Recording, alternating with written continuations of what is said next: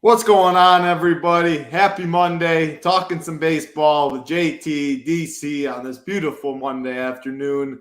JSU and I just got off from talking some best ball, underdog NFL best ball, NFL season. We still got a couple months, but big prize pools out there. So we got content for you. Make sure to check that show out. JT, throw it over to you first. Looking good on this Monday afternoon. How's it going over there? Yeah, it's going good. Man, it's a little bit dreary here in Atlanta. A little bit of light rain for those of you who are going to ask, because we've got a game here in just a couple of hours. Actually, after we finish this, I'm headed over to the stadium. I've got tonight's game as part of my ticket package. I'm excited to see it, and it's interesting. You know, the only thing I'm disappointed about is that Chris Bassett is not on the main slate because I've stacked against him, waiting for his BABIP and left on base numbers to regress his last two starts, and now he plays the Rays, and I know today's going to be the day, and I just can't play it. So I'm a little bit frustrated by that.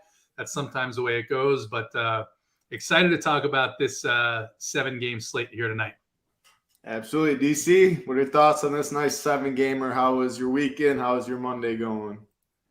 It's good. It's smoky here in Denver from the Canadian wildfire. So I was out running today, building up the mileage, and if my voice is a little scratchy, that's why. Sucking wind for 2 hours.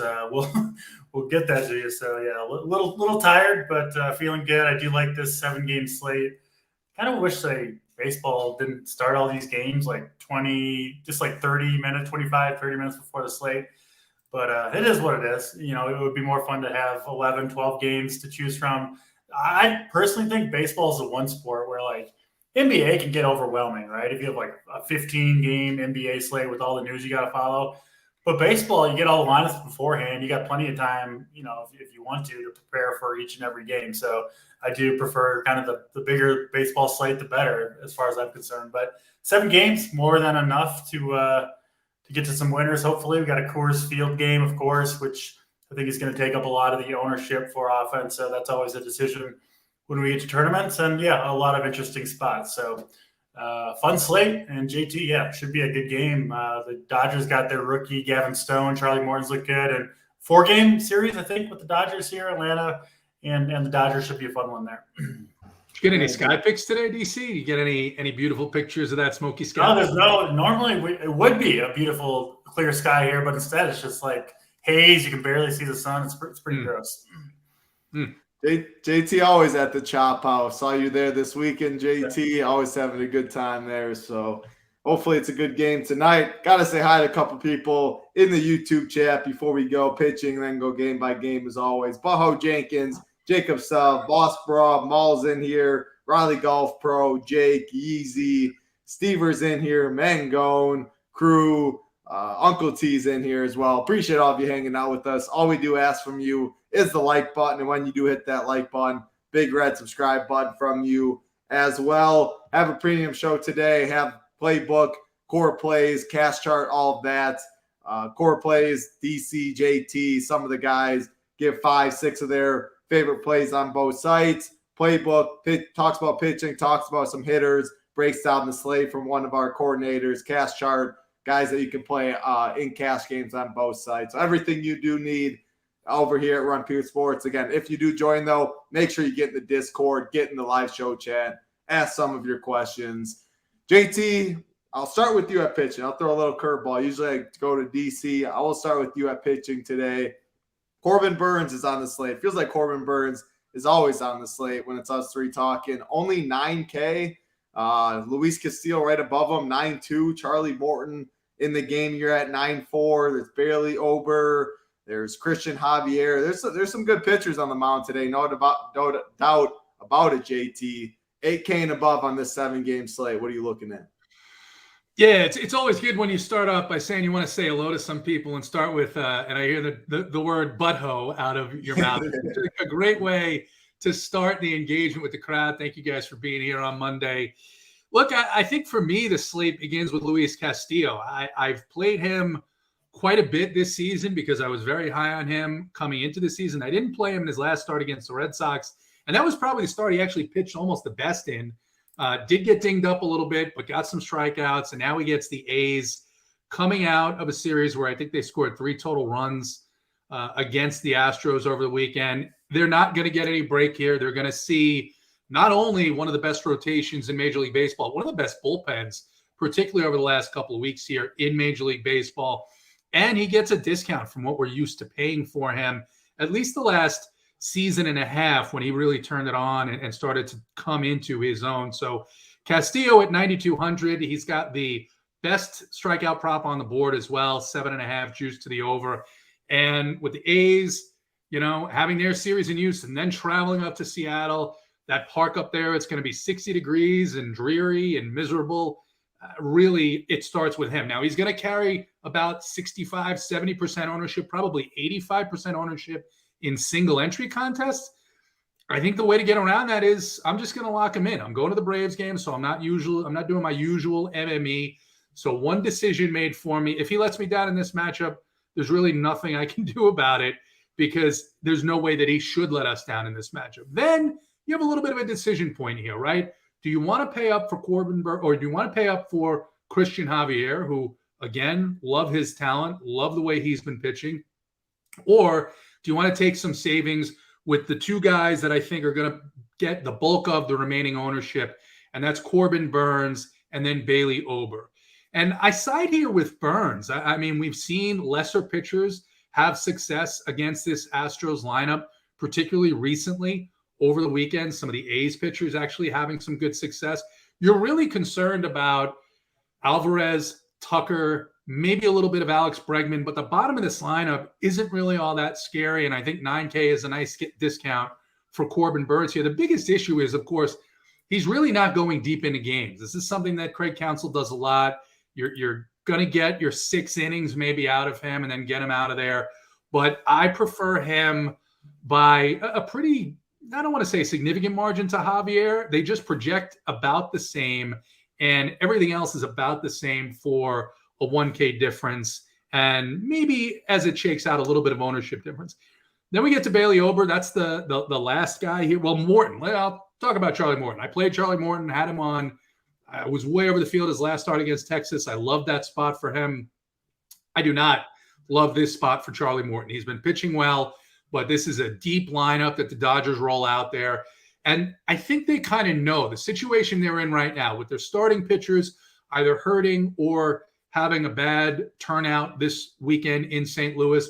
The bullpen has been beat up and scuffling. I think they know they have to outslug the other teams here to win these games. So I'm just going to be off of Morton. There's some lefties here in this Dodgers lineup that I like quite a bit. And then we'll get to Bailey Ober, who DC was on him. I remember this kid's first start. We were on a show. He's talking about Bailey Ober. I think he was wildly overpriced at the time for what he was going to do, but he's been really, really good. The only concern I have about Ober here, price up a little bit, and he's got a little bit of regression that I think is going to come with a low batting average against and a left on base percent of 88%. So, on the downside, it's the Giants. I'm not going to play many Giants. There may be 1 or 2 guys in that lineup that I kind of get to, but we'll get DC's thoughts on the Twins, because that whole game, I mean, if you want to take this into a DFS nightmare, Twins Giants right now is about as bad as it gets, because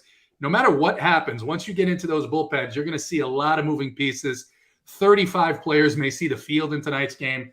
But as it goes to Ober, projected to be about 25% owned, I don't know if I'm going to get to him just because I'm playing fewer lineups, and I do worry a little bit about some regression here. And the Giants do have some power, so that's the way I see the top of the pitching board.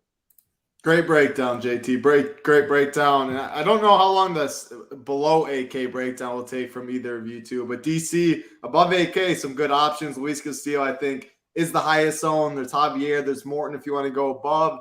Corbin Burns, 9K. Bailey Ober, 8-1.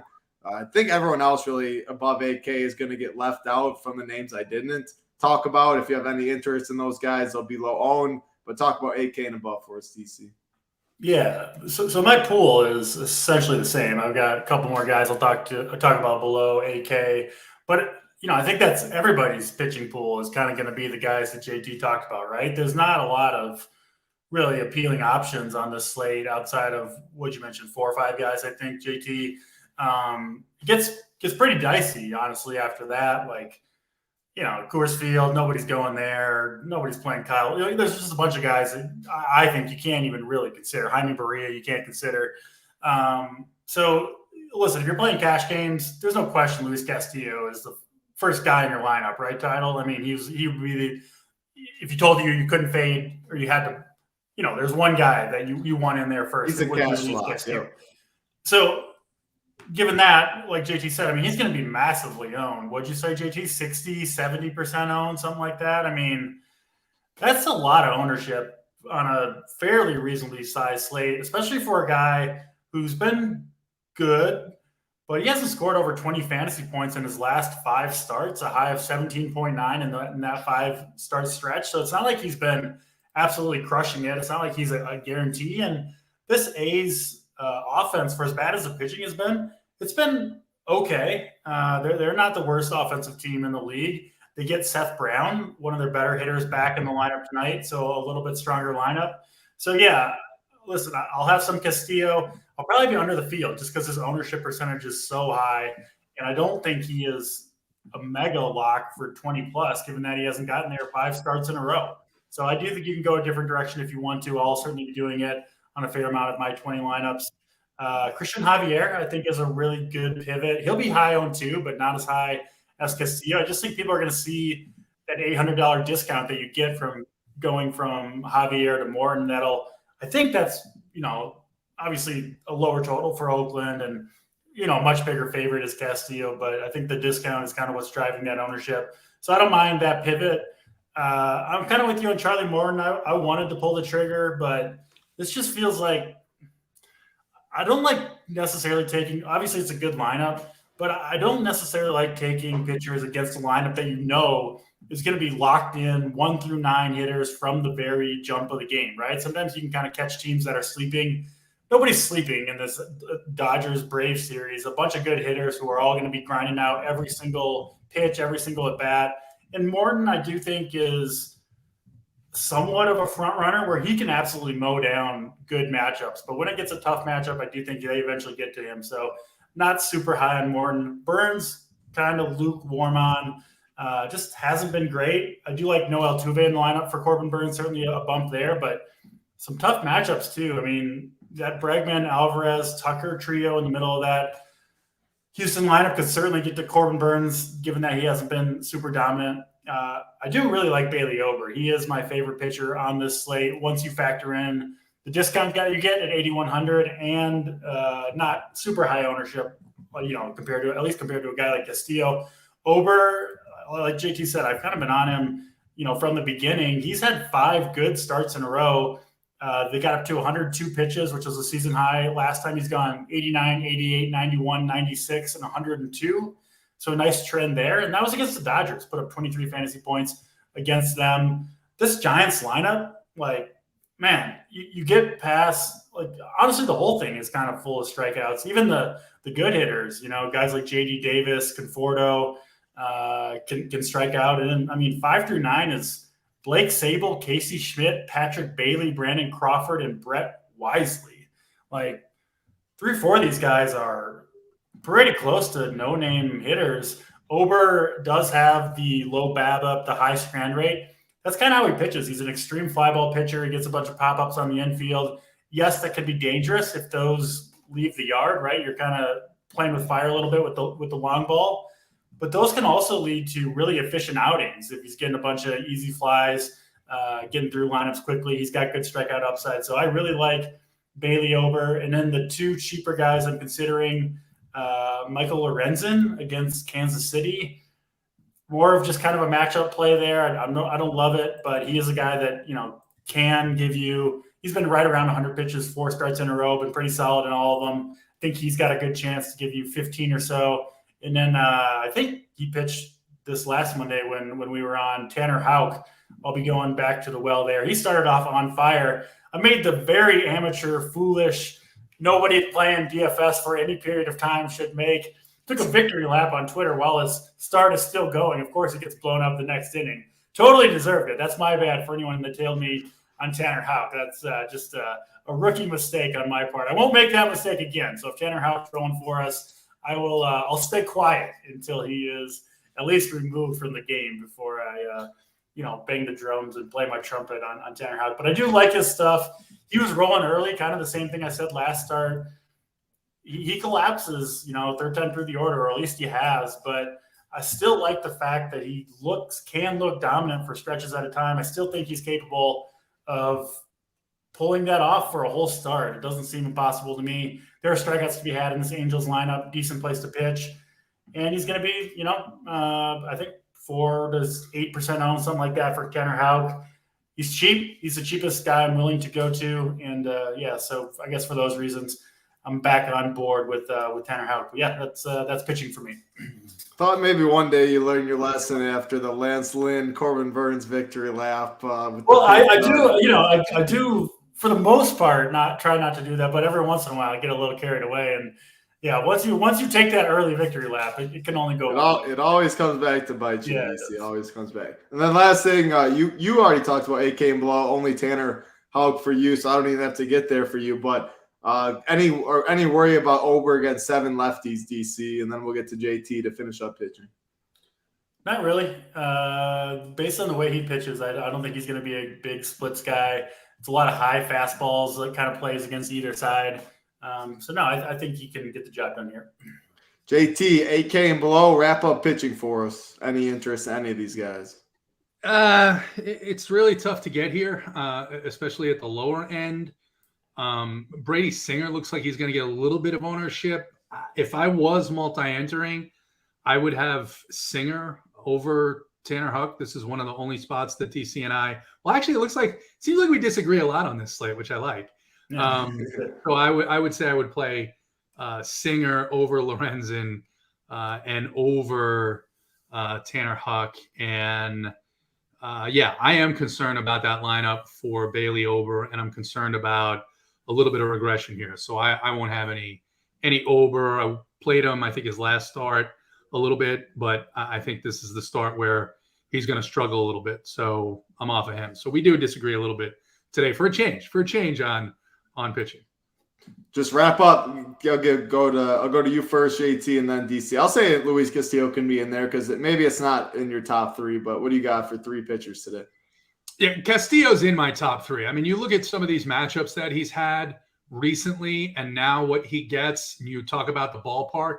I mean, like I said, you get the A's, you get a 26% strikeout rate, you get the 60-degree weather in that park. That's just a natural pitcher's park. So he's my number 1. And then for number 2, I guess I'm going to be looking at Javier or Burns. I think I'll take the discount on Burns and take my chances here. DC mentioned it. I talked about it. There are some guys in this Houston lineup that you worry about, but I think that, as we've seen with Burns, it's like when you never expect it, at least the last couple of seasons, here he goes and he tosses up a great start. He hasn't been electric recently, but the velocity is pretty much fine. So I think there's a little bit of bad luck there, and I think he's going to come back. I'm going to have Javier third, and if I need savings, I'll take a risk with Brady Singer, even though I probably won't need it tonight. DC, what do you got? Top 3? Yeah, I mean, I guess if this question is who am I playing the most in my top 3, that answer is Bailey Ober and Tanner Houck. That's not the 2 guys that I have projected the highest, but that is the 2 guys that'll be the most commonly rostered in my 20 lineup. So that's the answer to that question. And then Christian Javier will be my 3rd highest. The Castillo is it's honestly just an ownership thing. I think it's just a little bit inflated. I do have him projected the highest, but shit happens in baseball every night, and so I'm getting a little different at pitching tonight. Absolutely. Philip Dang. Love seeing that. Not even glaucoma on your YouTube. Philip Dang. 3 go. Appreciate it. Always takes me a second to remember who that is. But Philip Dang. JT. Jeremiah is excited to see in here, JT. And then last thing, DC. Any interest? So no interest in Edward Cabrera. Derek said, obviously, he does have the upside. 8.3K, though. He's not grading out well. We're talking Coors Field. I can't do it, Coors. No. Yeah. All right. We'll keep it rolling. We'll go to hitting again. 7 games on the slate. That was pitching. JT, DC disagree a little bit, which is always nice to see. We do appreciate if you do hit that like button from us. 270, only 60 likes. Man, that might just be hit the Leaf Studio button, go on about your day with that ratio. That's tough. Appreciate it if you do hit that like and thumbs up button for us. Subscribe button, that is. We do appreciate it. Game by game, we will start with the first game of the night.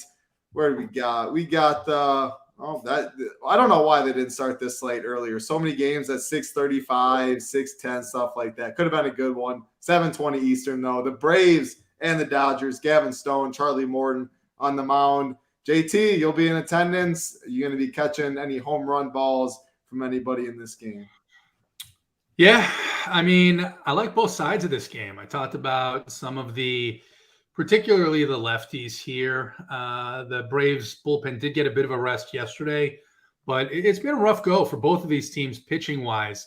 Both guys in the rotation as well as key pieces in the bullpen for both teams have been. I mean, you look at that Dodger bullpen report, Blake Trinan missing, JP Fieringhausen missing, guys that they really were going to count on this season that were going to play a big role, and they just don't have these guys. So now you've got guys like Caleb Ferguson out there, and Phil Bickford has had a bit of regression this year. So a tough weekend for them in St. Louis. And this Gavin Stone, he was a little bit nervous in his first start. He is a big prospect, but I don't see anything in Gavin Stone's makeup here that suggests that the Braves won't have success against him.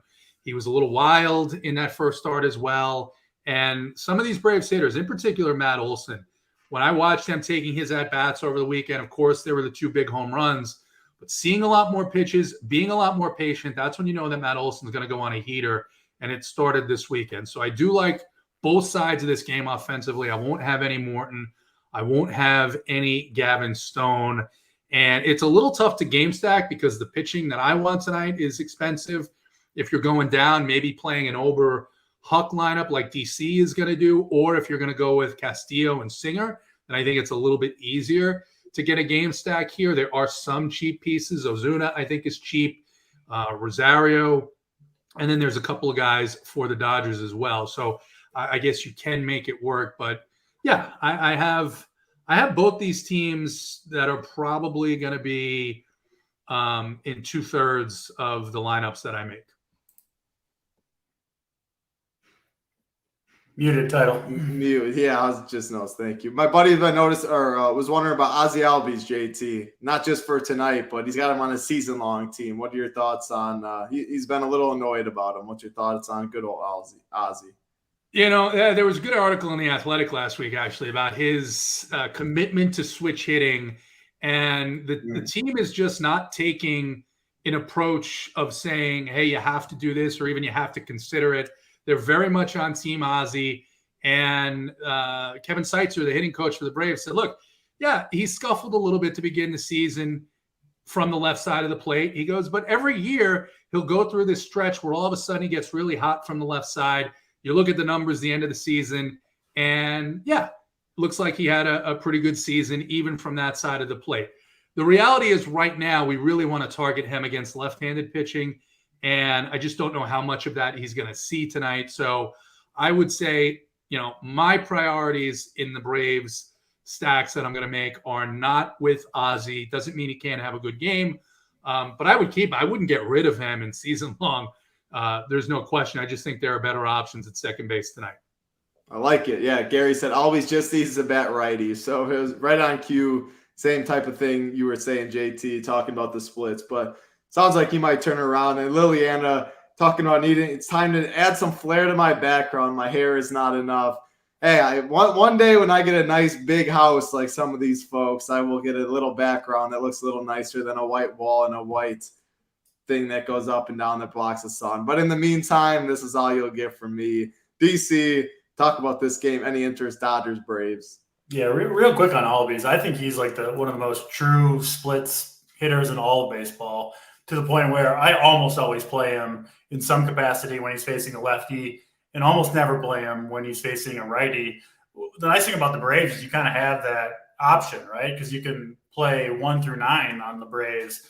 And it doesn't – I've kind of looked at his ownership. Like, it doesn't – people still play him almost the same amount when he's swinging from the left side and then when he's swinging from the right, because it's just like you include him in the stack or not, right? And people kind of don't dig that deep, it doesn't seem like. So, yeah, I won't have Ozzie tonight. I will have plenty of Braves in general, though. Gavin Stone, like JT said, he's somewhat heralded prospect, but like he was awful in his first start. I didn't think he looked all that good. Like even the pitches, I didn't think looked that great. He hasn't pitched that well in the minors. And honestly, the Dodgers, they're starting another rookie tomorrow. Bobby Miller, I think is his name. Yeah, I think that's who it is. Coming up from single A, which, I mean, you talk about a jump. It's not just from single A to the big leagues. Yeah. It's from single A to one of the top 3 offenses in all of baseball. Yeah, it's just a tough spot for any pitcher. And we don't really have any reason to think Gavin Stone's going to have success in general at the big league level. At least I don't. And especially not success going up against this Braves lineup, which is they've got their A game lineup out there tonight. I mean, even guys like Ozuna are hitting now, Arcia. Michael Harris is in a worse slump than Albies. I'm keeping the faith with him. I'll take the discount on the price and the ownership. But yeah, of course, led by Acuna, Olsen, Murphy up top are the 3 guys that you really want. You know, it's one of the reasons I'm going cheaper at pitching is to get in these Brave studs. And this is, I believe, the 7th game in a row for the Dodgers. And their next 2, so their bullpen is obviously taxed. And their next 2 pitchers are the rookie, again, tomorrow, making his MLB debut, I believe, Bobby Miller for the Dodgers, and then Gonsolin on Wednesday. So this is a potential situation where if the Braves, knock this rookie around early, Morton's pitching well, they're up 4-5-0 or whatever, you can kind of see a white flag scenario for the Dodgers where they kind of move on to the next game relatively early with the worst pitchers in their pen. And we know the Braves, I talk about this all the time, they're one of the teams that you want out there in the 6th, 7th, 8th inning when they're up big, because they're just a prideful lineup that kind of feeds off each other, and they'll oftentimes put up some big numbers in the late innings, even when they don't need any more runs. So yeah, very high on the Braves. I don't have many Dodgers in my lineup. Just I think Morton does enough here with a good bullpen behind him to keep the Dodgers lineup in check. But yeah, Braves, probably my second favorite stack on the night. I love it. And I don't think they get too much ownership. Obviously, outside of Coors, I really don't think we see a ton. You can't get to them if you play too high in pitchers. It's expensive. So. Yep, exactly. Dodgers get Strider tomorrow. Stever says, yep, that'll be fun. JT, you going to be at that one? You're going to see a little Strider against the Dodgers? Not tomorrow. No, not tomorrow. Just tonight. You need an off day, like you just said in chat. You can't be at the Chop House every single day of the week in the summer. We'll keep it rolling. Next game on the slate, Detroit Tigers, Kansas City Royals, 8.5 total. Lorenzen, Brady Singer on the mound. DC, I'll start with you. I heard you mention Lorenzen, though. I think JT mentioned Singer. Maybe it was vice versa. I don't know. 2 teams I don't play too much, but total's okay. What are you doing in this one?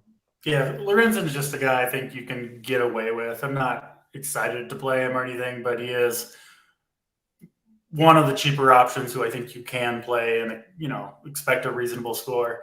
I actually like the Tigers lineup a little bit against Brady Singer, who's been really bad this year. Metrics all look terrible, and especially terrible against left-handed bats, which Tigers got some good cheap ones. Zach McKinstry atop the lineup has quietly had a very, very strong year. Riley Green, top hitting prospect, is heating up over these last 2-3 weeks. He looks much better at the plate, hits righties much better in general. And then Nick Matan and Akil Baddoo in that 5-6 hole both swing decent bats against righties too. So I kind of like those matchups for those guys. They're cheap for the most part. Green is 4,700, but the rest of them are, the combined average price is like 3,400 or something for the 4. So yeah, I think these lefties rather for Detroit could do some damage against Singer. I do have them for sure sprinkled out, throughout my lineups. Don't love the righties nearly as much. Baez, Torkelson, mostly excluding them. But yeah, the Detroit lefties I like. You can certainly go to KC here too. Prado has been hitting well. Pasquantino, Perez, Melendez. That top 4 looks fine to me against Lorenzen if you want to get a little bit different. But it's the Detroit lefties that I'm mostly interested in here. I like it. JT, what about you? Detroit lefties, anything in this game? I mean, I think you can play them. It's never exciting to play Detroit, although they did have a good series over the weekend against the Nationals. Guys like Vinny Pasquantino and MJ Melendez, and honestly, even Michael Massey are interesting to me.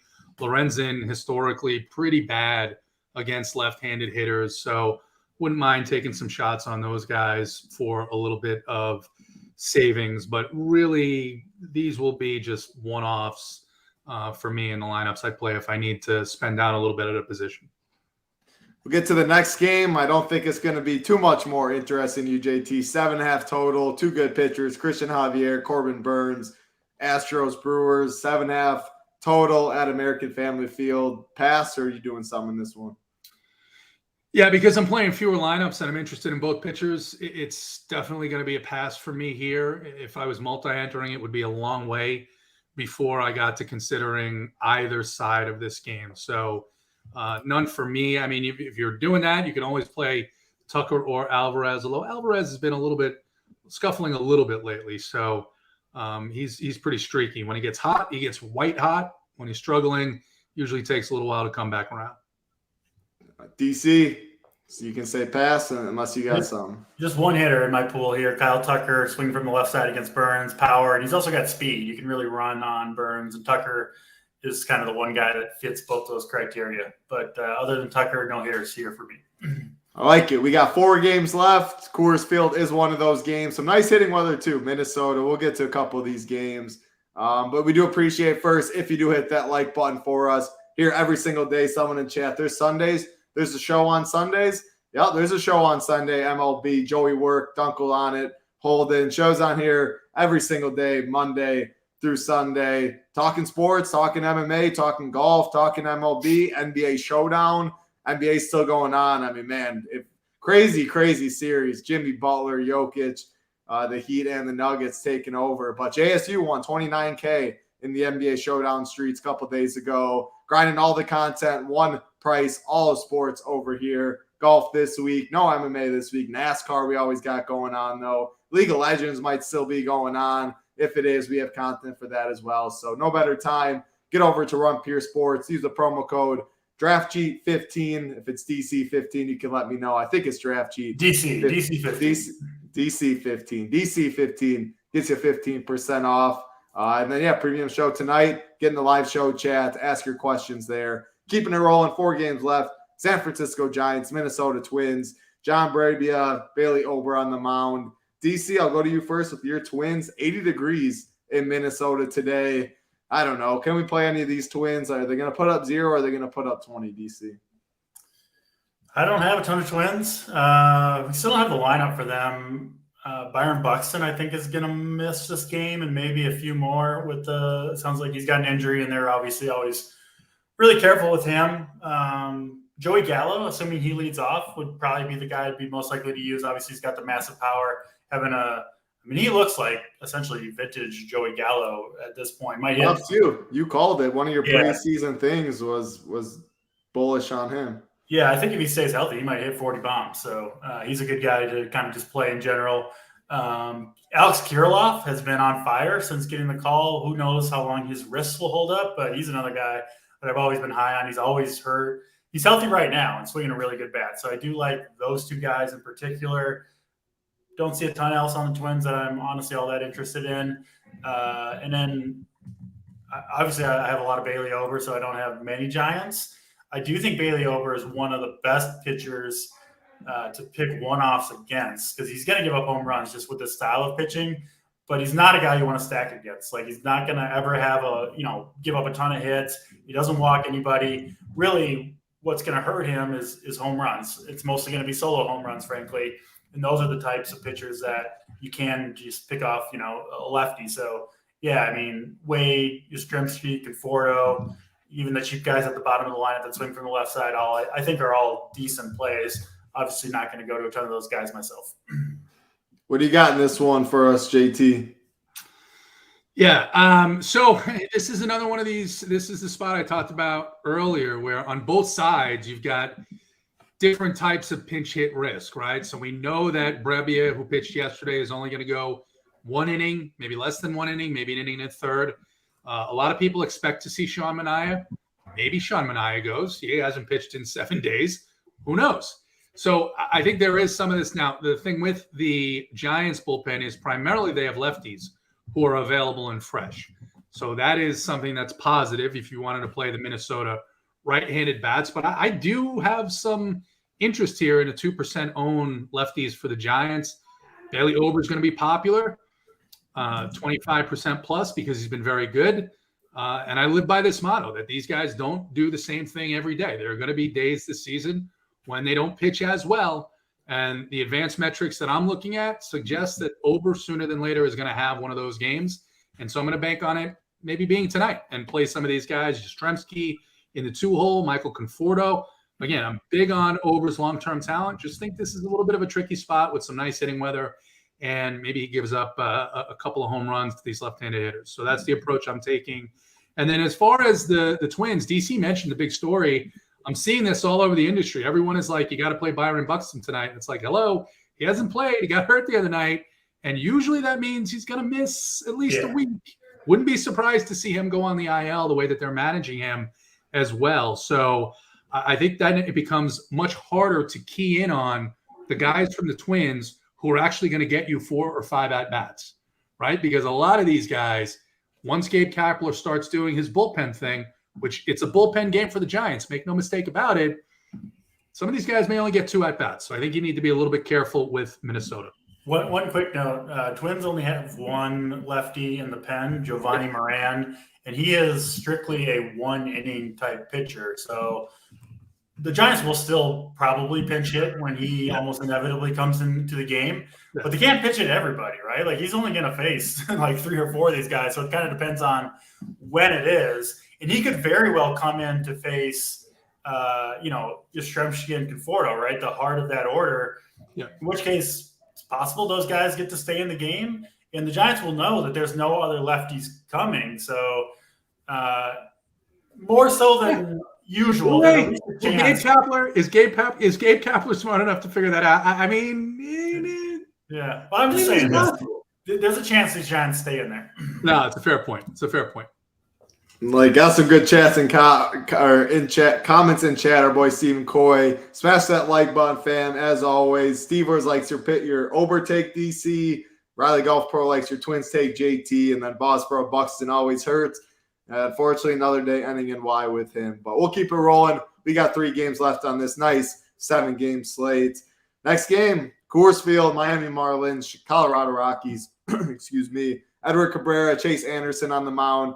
Chase Anderson still getting start in 2023. Pretty crazy. As far as Edward Cabrera on the other side, makes a little more sense. He has a live arm, but I don't know. These Marlins, we don't have their lineup out yet. Definitely going to be the more popular side, though. I don't know, DC. Chase Anderson, he's no good. What are you doing with these Marlins? And then you going to get to the Rocky side that will be a little lower owned, but they'll definitely still have some ownership. Yeah, we talk about it all the time. It's usually the opposing team that gets a higher ownership going into Coors Field. Because the Rockies lineup stinks. No one wants to play. Yeah, that's part of it. And then, it's just like the one chance you get to play Miami guys in the best spot. So, yeah. I get stacking both these teams, I do, but it's also kind of hard to get like individually excited about almost anybody from either team in this game. Like Jorge Soler, I think, being the exception, but he also might be the highest owned hitter on the entire slate, right? So, like even Luis Ariz, who obviously a great spot against Chase Anderson. It's a great spot for everybody, all the hitters in this game. He's 5,500 and he's mostly a singles hitter. You know what I mean? Like that's not the scariest fade in the world. He's got to get like 2 or 3 hits to really hurt you. So, yeah, I'm going to be lower on this game than the field is. No question about it.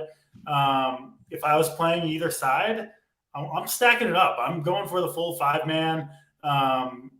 Partly because if you try to pick off individual bats, you're competing now with all the teams that full stacked it, right? It's kind of hard to thread that needle, I think, where you need your 2 guys that you're playing from Miami or Colorado to do all the damage. It's a tough way to get there. And even if you get those 2 right, they're going to be, whoever you play is going to be pretty highly owned. So yeah, I'm lower on this game, even though I do expect obviously plenty of runs in this game. I'm just kind of hoping it's spread out between a lot of different guys. The Rockies side, I actually might prefer once you factor in the lower ownership. Edward Cabrera, we've talked about him. He's a very talented dude. He's also extremely prone to blow-ups. He's, super wild. Now he's got to pitch in Coors Field. That probably his first start here, I'm guessing. I didn't double-check that, but he hasn't been in the league very long. And it's a different, completely different environment to pitch in than sea level in Miami in a dome, where he makes most of his starts. He's also been way worse on the road in general. Now he's got the toughest road environment in the big league. So I can see him completely imploding. Maybe I'll throw in a couple Rocky stacks just in case.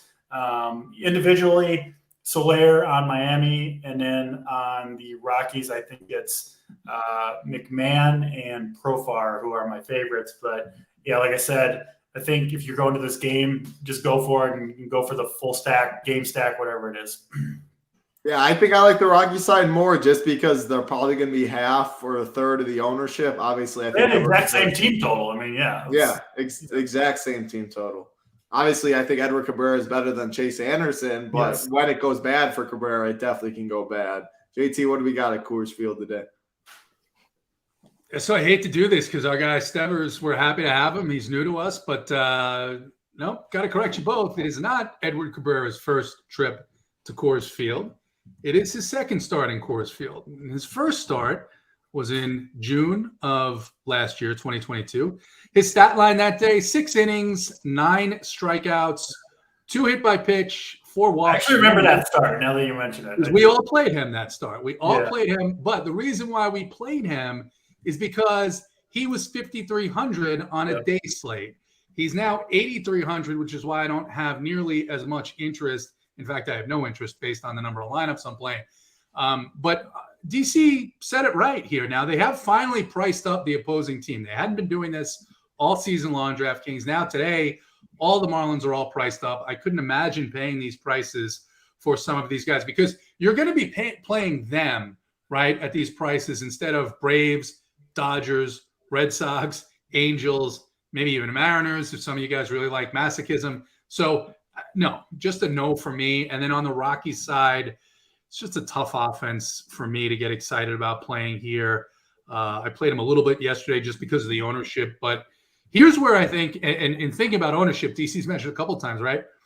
I know the ownership on Castillo, but I think the ownership on Castillo is warranted given the matchup, the fact that he's been in a couple of tough spots, home in a good park, as opposed to 30% ownership on a Marlins team that we always take the opposing pitcher against. So I'm going to be out on the Marlins and the Rockies here tonight. Yeah, I mean, 7 games only, Coors Field. Like, this is going to be the game people do come to, mainly the Marlins side, but definitely people are going to play the Rockies. You guys like some other teams already, and we still have 2 games left. Maybe you'll like a team there. So I don't mind the Coors Field fade. It's warmer, like 80 in Minnesota, only 70 in Colorado. I don't hate it. Coming up with excuses to fade the chalk in baseball always makes sense. We got 2 games left on the slate again. We do appreciate if you do hit that like button, hit that FanDuel. I'm reading a comment. Hit that like button, hit that subscribe button. Greg said FanDuel not adding a Coors tax. FanDuel hasn't adjusted the Coors pricing as much as they should in the past. They used to have it where everyone was like in the 4Ks and stuff. Now you get a leadoff Trey Turner at 3,200 in Coors Field and stuff. That's just sometimes they adjust it. Sometimes they're just like, no, we're not going to do that this week. You really don't know what they're going to do. Yeah, you definitely have no clue at all. We got 2 games left. JT, I'll go back to you. Boston Red Sox, Los Angeles Angels, Tanner Houck, Jaime Barria on the mound. I don't know how DC does like, but he can get blown up again. Risk reward or boom bust type of pitcher. 2 teams, 4.7 implied total. Ownership kind of low. What are you doing in LA today? Yeah, I kind of like the Boston side of this game, particularly the left-handed bats here. Aaron Loop is the lefty out of the bullpen for the Angels. It's pretty much going to be a bullpen game for the Angels as well. So they will see Aaron Loop at some point, but the difference is Alex Cora doesn't immediately take all these guys out. So while there's a chance maybe for a guy like Tristan Casas, he'll get pinch hit. Definitely not going to pinch hit for Verdugo or Yoshida. Yoshida's priced all the way up there, so I do prefer Verdugo by a good bit, but I think Yoshida's certainly in play here. A full stack is certainly in play against this Angels bullpen as well. And on the other side, I think you take shots on some of the power guys. Obviously, Trout, Ohtani. This is generally a good matchup for a guy like Mike Trout, guy who's going to try and get ground balls and pitch lower in the zone. But I don't really feel a need to try and stack this Angels team. So if I end up with a Trout or an Ohtani on my team, I'm fine with it. Other than that, I probably won't be going there all that much. But I will try and get at least one full stack of Boston. DC, don't have Boston's lineup out yet either. I mean, ownership will already be low. Keep it a little lower. We do have the Angels lineup, though. Ohtani is in a Trout. Mickey Moniak, if you want a cheap leadoff hitter. What are we doing, Angels, Boston? Yeah, I'm obviously playing a lot of Tanner Houck tonight. Part of it's a price play, part of it's an ownership play, and then part of it's I do kind of believe in him long term. I think this is a winnable matchup for him. Not an easy matchup, but a winnable matchup. So I don't really have many Angels. If I was going to play him, it would definitely be the lefties. Moniak, Ohtani would be the top of my list there. I do like the Red Sox a bunch, though. Jaime Barria starting this game, really not any good. And then, you get that Angels bullpen. Most of those guys aren't really pitchers you're afraid of.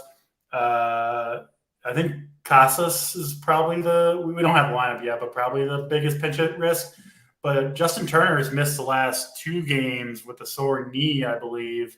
So it's not even clear if he's available. If he's not available, I think Casas himself would be safe as well. I think most of Boston should be pretty safe. And even Casas is 2,200. I do like him. When you get that low of a price, you don't worry quite as much, obviously, about the pinch hit. So, give me these Boston lefties. I think they could do some serious damage in this game. I like it. Daniel said, do we like Houston? Mike came in here late. No, Corbin Burns. He's going to get some ownership, Corbin Burns is, so I guess game theory-wise. But, no, on the show, we didn't really have too much interest in Houston. We like some other spots. And we do have one game left for you. Let's get 150 likes. Man, it's hurtful. Likes are hurtful nowadays. It's pulling teeth out here. But 150 likes, I think, is fair. We can get it done. JT might even get you his own Eiffel Tower play of the day if we can get that. If we don't get 150, no way you are getting any play of the day from JT, though. Last game on the slate, not sure how long. One side good, one side not good. Oakland A's, Seattle Mariners, Kyler Muller, Luis Castillo on the mound. Only a 7.5 total, but that's because the A's total very low at 2.5. If you want to be contrarian, you want to play the game theory game, pick against the most popular pitcher. Obviously, that's the A's. Don't think it'll be for anyone on this panel. As far as Seattle, though, DC, 5 total for Seattle. Probably one of the more popular teams on the slate when it's all said and done, probably right behind Coors Field. But if you like Seattle, play Seattle. I don't think you should fade them for ownership. What do you think? Yeah, I think Kyle Muller is one of, if not the best, regular every week starting pitchers to stack against in general. Just not good. He gives up home runs. You can run on him. Then, of course, you've got the horrible A's bullpen behind him. So I know Seattle's offense has been disappointing almost the entire thing. Jared Kelenick's kind of had the breakout year, but even he's cooled off considerably in the month of May. But still, I do like this Seattle team quite a bit. Just mostly a play against Muller and the A's pitching staff in general. Julio Rodriguez leads the charge for me, but I think you can play almost anybody in this lineup, frankly. Jose Caballero hitting 9th. Second base, for those of it, people have looked, second base and shortstop are both pretty rough today. I do like the punt with him. He's got some speed. I would expect him. Stole 3 bases against the Braves yesterday. I would expect him to run on Kyle Muller if he does get the chance, which I think he might. I think he's an okay hitter. So there's a little deep play there. I will have the A's mixed in. Again, I'm lower on Castillo, at least playing him in my own lineups than the field is. And he's got a little bit of power. Ryan Noda, Shea Langolier is the guys that I'm kind of looking at as one-offs. Not stacking the A's or anything, but if you're fading Castillo, if you're fading a super popular pitcher, I usually do like to try to pick off 1 or 2 hitters against him. So, Mariners and then a few A's mixed in. Title, twice in one show, man. Come on. I know. I'm too busy trying to read the chat, get the cast chart up. A lot going on right here. 2 times in the show. 1 more strike. I'm out of here, but I don't think we have too much time I'll have to get striking out here. JT, we need 13 more likes for your plays of the day. They want some dong calls of the day. Need the likes for that though, JT. But any Mariners for you? I know you're not playing any A's. No A's for me. And the Mariners, even when you play them, like I played them, I think it was Saturday night. I thought it was a good spot against an Atlanta bullpen game, and it really wasn't all that rewarding. I mean, a bunch of singles, couple of doubles. Suarez hit the home run. So if I'm playing Seattle, I'm picking out maybe a Ty France, maybe Suarez, maybe Cal Raleigh because he's got some power. But I think AJ Pollock's going to be popular. And again, Seattle has started to do this with a couple of their players. Pollock and Tommy Murphy come to mind. Murphy obviously not in there tonight against Muller for some reason, but they're gonna pinch hit some of these guys late. So I'm probably gonna lean towards the power guys, and I'm gonna stay away from J-Rod until he looks right again, and he hasn't looked right in some time. I'm gonna be looking at other guys here, so I won't be full stacking Seattle, but we'll take some shots on some of the power guys. I like it. That is all 7 games. Big T, it takes all show. Big T's lurking all show. And he needs a chance to drop a comment, and there it goes. So, yeah, Big T has been kicking my ass in MMA. We have an off week this week, so my pockets will be a little heavier, and I'll be back in the action, back in the streets in 2 weeks, getting some of my money back, Big T. But, yeah, 2 strikes. Not a great job. Could have been a better one. Better day at the office for title host, and 2 mutes, pretty bad. But we did get 150 likes. So we will get JT's plays of the day. And again, if you do want to be a member, head to Run Pure Sports. We have a premium show coming up, talking baseball, NBA on tonight as well. Big prize pools out there. We have golf this week. We have NASCAR, all the sports, one price. Use the promo code DC15, gets you 15% off. Plays of the day time though. DC, I'm going to start with you. I'm going to mix it up. Again, I need a little more time, maybe sneak in a mini stack between one of your plays of the day. But Miles Basement, head to the Miles Basement for the play of the day. DC, who do you got for us today? Yeah, we'll go to what I think is the worst position. If you don't want to go to Coors Field, second base, I think, is really devoid of almost any plays that you want to take. I'll go to the Tigers. I love lefties against Brady Singer. Zach McKinstry, not a household name, but he's a guy who's showing some signs of life. A little bit of power, a little bit of speed. Both of those things can come into play against Brady Singer. Pretty good hitting weather in KC. And 3,700, toughest position, and I think relatively low ownership as well. So Zach McKinstry, Mom's Basement play of the day. Zach McKinstry, I like it. I'll go to myself next. SO play of the day. Going to the Chop House, going somewhere where JT will be. Maybe he will catch the ball.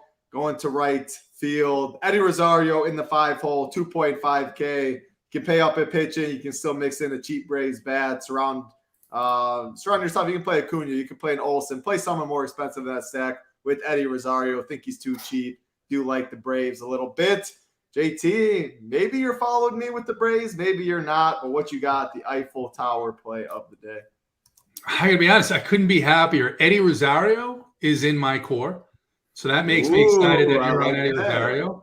And I'm going to give you another one, my core play. So you're going to have 2 out of whatever it is we give, 5, 7, something like that. And Lowen's a guy I used to play all the time. And then Gabe Kapler started playing around with him, sitting him, pinch hitting him in the 8th spot and the 9th spot. All that's cleared up now. He doesn't get pinch hit anymore most of the time. And tonight, he's in the 2-hole. He's not going to be popular. Mike Yastrzemski. He's going to hop right from the Twin Cities after his 2 home runs over to have a nice baguette in the morning.